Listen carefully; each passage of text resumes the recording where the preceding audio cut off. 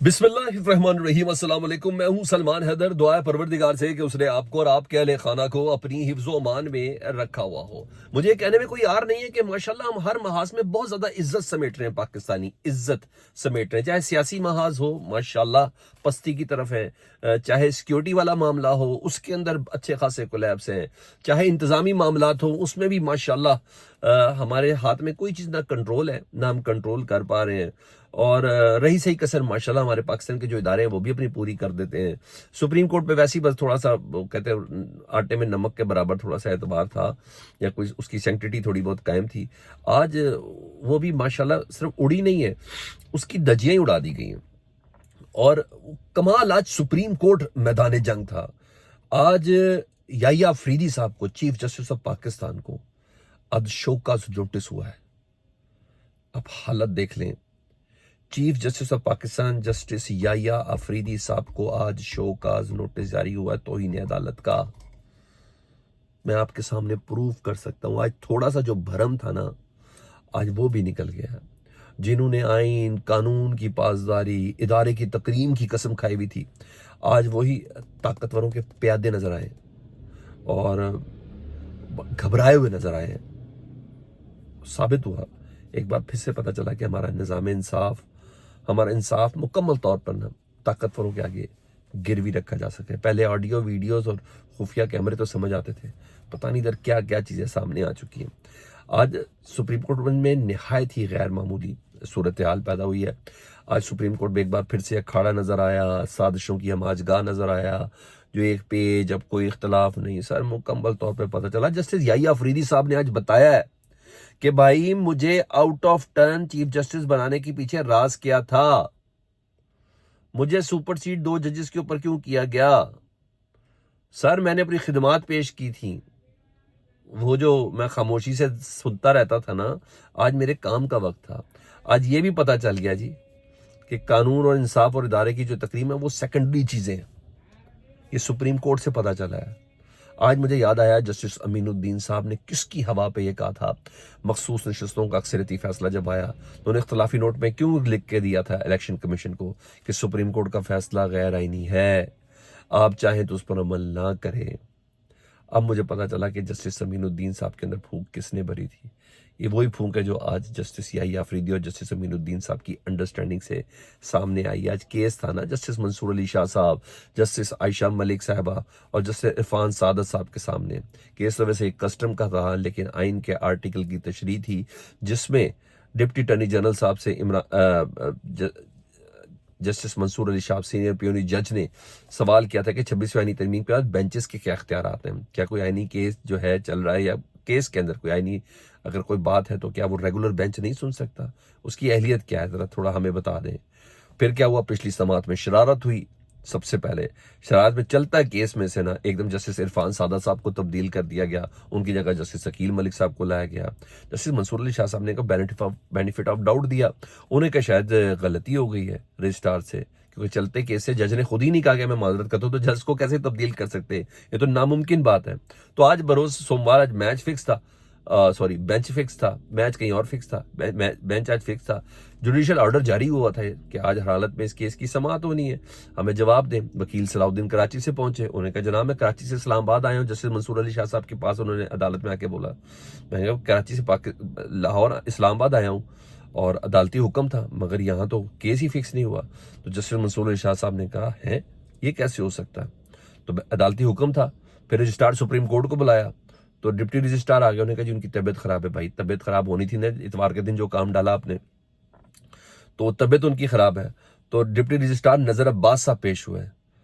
तो जस्टिस मंसूर अली शाह साहब ने कहा कि भाई आपने पहले ये बताएं कैसे हो सकता है कि आज हमने आपको केस फिक्स करने का कहा था, आज हमने कहा आपने केस क्यों नहीं फिक्स हुआ। नजर अब्बास साहब बोले कि केस फिक्स हुआ है सर, और ये फिक्स हुआ है प्रैक्टिस एंड प्रोसीजर कमेटी ने किया है, आपसे ये केस ले लिया गया है। ठीक है, प्रैक्टिस एंड प्रोसीजर कमेटी का तो मैं खुद मेंबर हूं, उस कमेटी का मैं खुद मेंबर हूं, मैं क्यों नहीं था उस इजलास में, मुझे क्यों नहीं बुलाया गया। डिप्टी रजिस्ट्रार साहब ने कहा सर 27 जनवरी को केस फिक्स है और ये आईनी अदालत सुनेगी, आप नहीं सुनेंगे। कहे आईनी बेंच के सामने जाएगा। तो उनको बताया गया कि जस्टिस मंसूर अली शाह साहब, ये जस्टिस याहिया अफरीदी और जस्टिस अमीनुद्दीन साहब ने आपसे ये केस ले लिया है। तो सर समझ आई कि अंडरस्टैंडिंग कितनी है। वारदात बड़ी ज़बरदस्त डाली गई और ऐसा भी नहीं कि पकड़ी नहीं जा सकी। माशाल्लाह जितने कोर्ट रिपोर्टर्स हैं वो इन सब का मातम कर रहे हैं। आज जो जस्टिस याहिया अफरीदी साहब ने इज्जत कमाई है ना, वो आखिरी साल या आखिरी चंद महीनों में काजी फाइसा साहब ने कमाई थी। आज जितनी इखलाकी गालियां चीफ जस्टिस ऑफ पाकिस्तान को पड़ रही है ना, मैं नहीं समझता था कि इनकी किस्मत में इतनी जल्दी ये सब कुछ लिखा जाएगा। तो बहरहाल जिस तरीके से लिखा गया तो ये सब हुआ। फिर सबसे पहले फिर क्या हुआ जी, सबसे पहले रजिस्ट्रार सुप्रीम कोर्ट को ना नोटिस जारी किया जस्टिस मंसूर अली शाह साहब ने, तौहीन अदालत का नोटिस जारी किया। और ये तौहीन अदालत का नोटिस फिर बोल रहा हूँ, इखलाकी तौर पर लफ्ज़ इस्तेमाल कर देता हूँ, रजिस्ट्रार को नहीं, ये चीफ जस्टिस ऑफ पाकिस्तान को जस्टिस मंसूर अली शाह साहब ने ये नोटिस जारी किया है।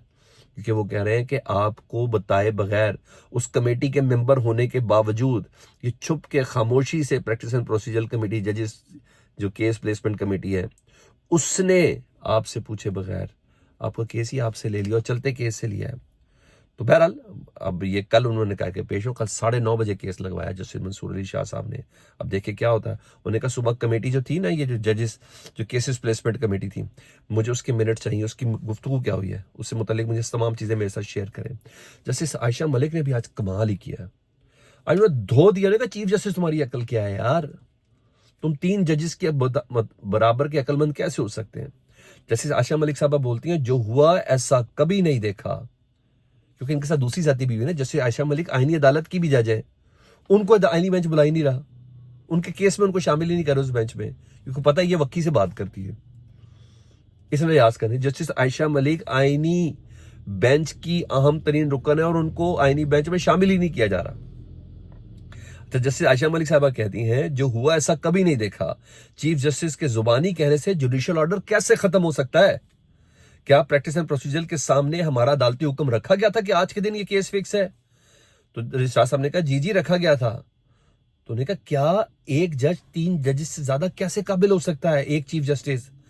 अदालत ने कहा जस्टिस याहिया अफरीदी और जस्टिस अमीनुद्दीन, ये अदालत की ऑब्जर्वेशन है। सर सुने गौर से, मैं क्यों कह रहा हूं ये शोकाज उनको मिला हुआ है तौहीन अदालत का। उन्होंने कहा चीफ जस्टिस याहिया अफरीदी और जस्टिस अमीनुद्दीन के गैर कानूनी और गैर आईनी हरकत की है उन्होंने। चीफ जस्टिस ने और आईनी बेंच के सरबराह ने गैर कानूनी और गैर आईनी हरकत की है। कल सुबह सबसे पहले ये केस सुनेंगे 9:30 बजे। जैसे आशा कहती है क्या एक रिसर्च ऑफिसर हमें बताएगा कि कौन सा केस कहां मुकर्रर करना है? उन्होंने कहा 3 जहनों के मुकाबले में एक चीफ जस्टिस का जहन कैसे बेहतर हो सकता है? कमेटी के सामने कोई इख्तियार नहीं है, यह इख्तियार नहीं है कि वो केस ना लगाए, देखो ये इख्तियार ही नहीं कमेटी के पास। मतलब जस्टिस अमीनुद्दीन साहब को पहले हम समझ रहे थे वो तो खुल के सामने आ गए थे। आज जस्टिस याहिया अफरीदी साहब भी खुलकर सामने आए और उनकी लॉयल्टी किसके साथ है? कम से कम इदारे के साथ नहीं लग रही, वो जिसके साथ लग रही है उसी ने उनको चीफ जस्टिस बनाया। तो कोई बात तो है ना, यहाँ चीज़ें। इधर इस्लामाबाद हाई कोर्ट से आज जस्टिस आमिर फारूक साहब जो कर सकते हैं वो तो वो कर रहे हैं, उतनी जितनी उनको इजाज़त है।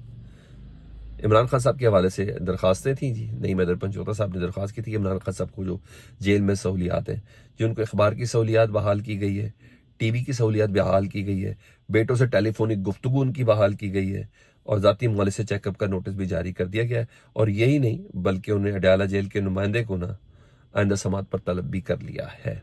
तो यहाँ तो उनको कम से कम अखबार और टीवी तो देख सकते हैं इमरान खान साहब। उधर सिंध हाई कोर्ट ने 26वीं आईनी तरमीम के खिलाफ ज़ाहिर दरखास्तें हर कोर्ट में हैं, तो हुक्मनामा जारी किया सिंध हाई कोर्ट ने। उन्होंने कहा है कि chief justice Sindh high court ने हुकूमत पाकिस्तान को नोटिस जारी किया है और अदालत ने वो जो दबाव में जिन्होंने वोट दिया था ना, जिसके मतलब फैसल वाडा कहते थे लिटा के देंगे, बिठा के करेंगे, सुला के करेंगे, जी हाँ, उन्होंने BNP मेंगल, जी हाँ, नसीमा वगैरह जो हैं, उनके 2 सेनेटर्स को भी बुला लिया जिनको व्हील चेयर पर लाया गया था, जो रो रही थी, जी हाँ, उनको भी बुला लिया है, अदालत ने तलब करी। तो ये पेशरफ्त है। चलो कहीं ना कहीं से थोड़ी बहुत ढोलकी तो बजती रहे, पता तो चले कि पाकिस्तान में कहीं कोई बात तो हो रही है। हाँ जी, आज डोनाल्ड ट्रंप साहब की तकरीब हलफ बर्दारी है।